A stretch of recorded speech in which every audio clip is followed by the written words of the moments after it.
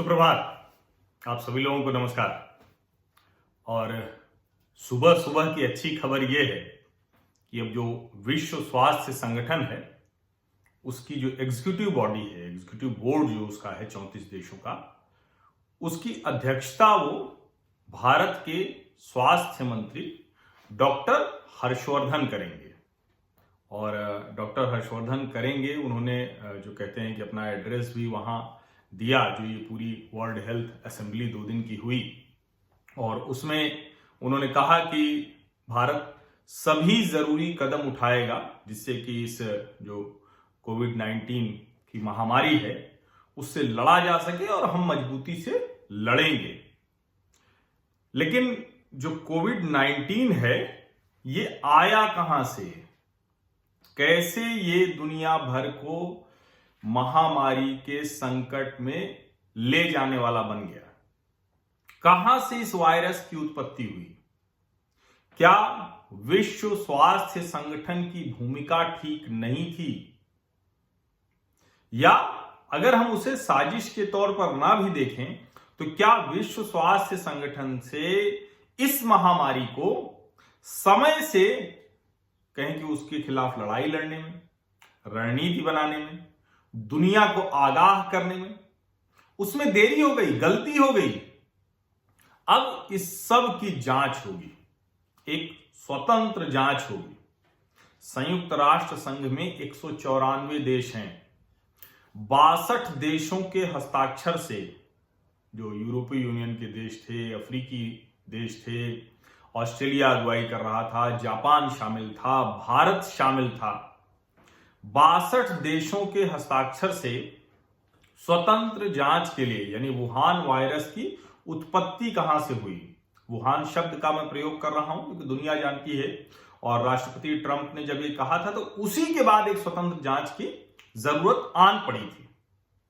लेकिन चीन लगातार विरोध कर रहा था, और पहली बार है कि चीन को इस तरह से मुंह की खानी पड़ी।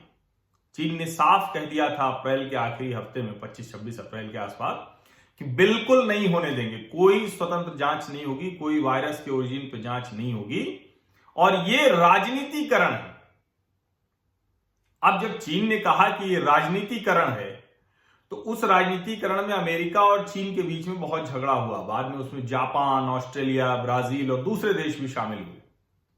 लेकिन चीन किसी भी हाल में इसकी स्वतंत्र निष्पक्ष जांच के पक्ष में नहीं था। इसीलिए माना जा रहा था कि जब 62 देशों के हस्ताक्षर से वो प्रस्ताव आएगा वर्ल्ड हेल्थ असेंबली में, तो चीन अपने सहयोगी देशों के साथ उसके खिलाफ खड़ा होने की कोशिश करेगा।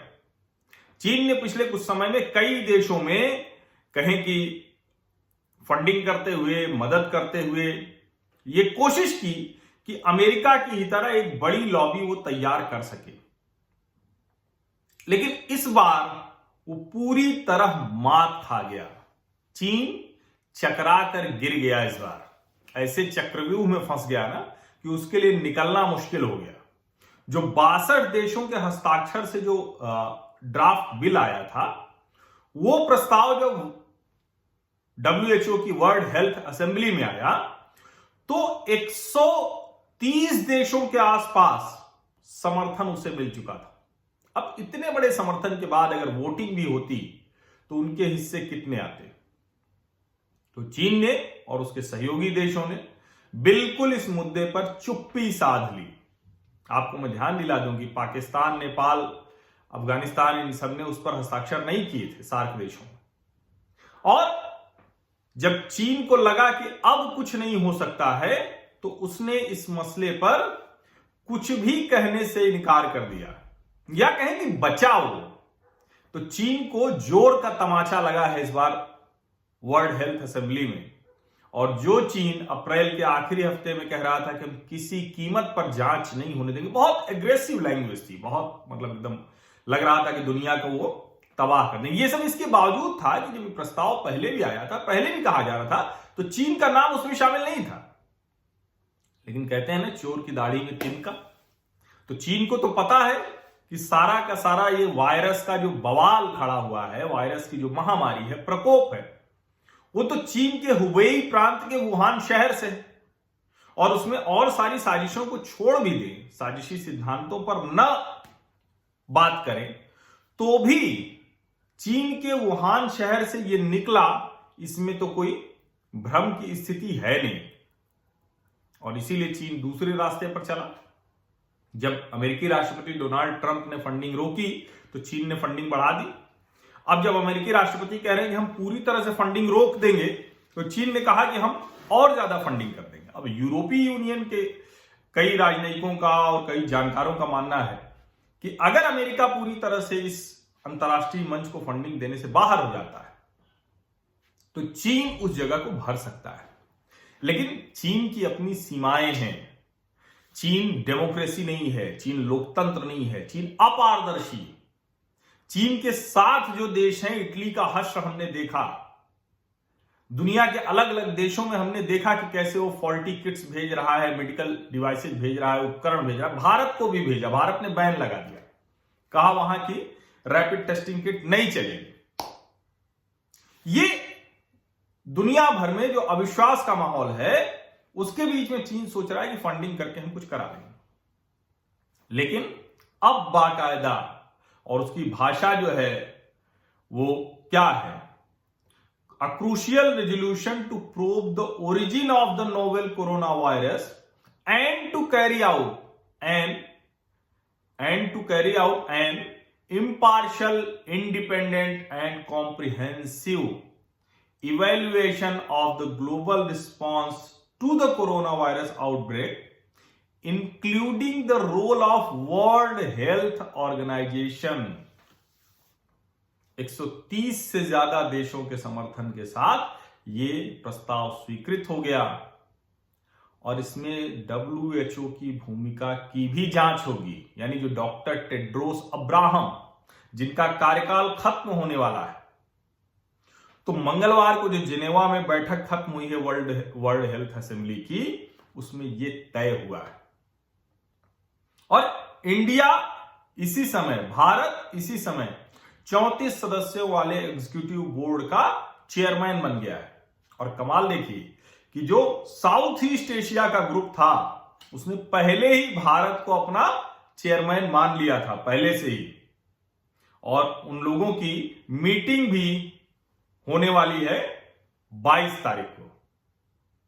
ये एक कहें कि जो पूरी तरह से भारत के प्रभाव की बात करें, भारत की रणनीतिक भूमिका की बात करें, हो सकता है अभी हमें भारत में बैठे हुए जो अंतर्राष्ट्रीय परिदृश्य में बड़े बदलाव हो रहे हैं, ये प्रभावित कर रही है पूरी दुनिया को, ये महामारी जो है। और उस महामारी की वजह से चीन के खिलाफ, चीन के विरोध में विश्वव्यापी जो अविश्वास है, विश्वव्यापी वायरस की वजह से विश्वव्यापी अविश्वास, तानाशाह, गैर पारदर्शी, लगातार चीजों को छिपाने वाला, ढकने वाला, उस चीन के खिलाफ दुनिया खड़ी हो रही है। और एक अंतर्राष्ट्रीय मंच पर हमने ये एकजुटता देखी। अब चीन क्या कर रहा है? चीन के राष्ट्रपति शी जिनपिंग ने भी एड्रेस किया, सब वीडियो कॉन्फ्रेंसिंग से हो रहा था।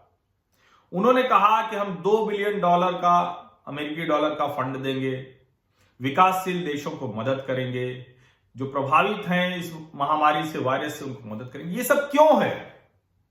क्योंकि उसको पता है कि अब खतरा ये है कि इसको हम लोग अभी चाइनीज वायरस कह रहे हैं, पूरी दुनिया इसे चाइनीज वायरस कहेगी।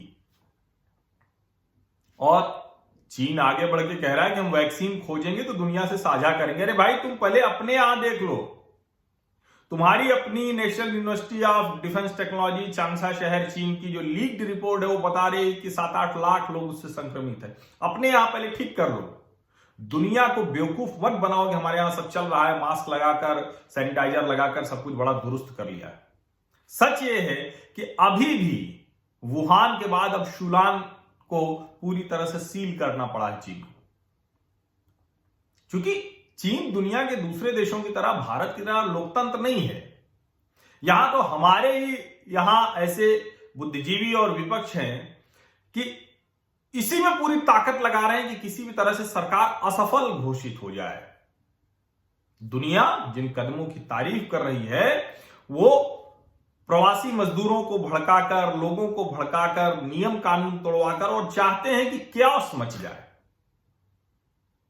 ये भारत में तो सब कुछ ओपन है, इतना ट्रांसपेरेंट है।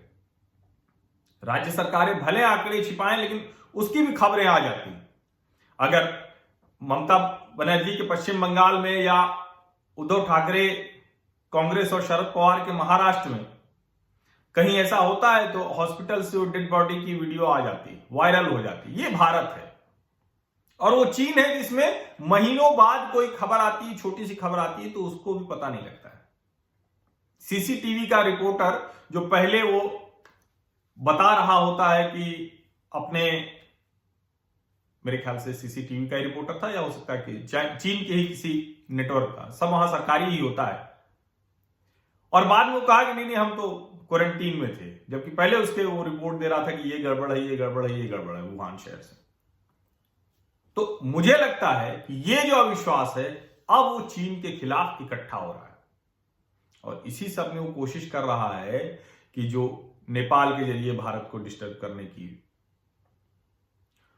पीओके में गतिविधियां कराने की, जो उत्तरी सिक्किम और लद्दाख में करने की, ये सब वही कोशिश। लेकिन भारत अब पीछे हटने वाला नहीं है, ये बहुत साफ समझना चाहिए, और दुनिया चीन के खिलाफ खड़ी है। तो ये जरूरी अच्छी खबरें थी दोनों, तो मैंने कहा आप लोगों को बता दूं, क्योंकि आप लोगों से कई लोग पूछे थे कि हुआ क्या उस प्रस्ताव का जो वर्ल्ड हेल्थ असेंबली में आने वाला था। तो ये स्पष्टता है। बहुत बहुत धन्यवाद।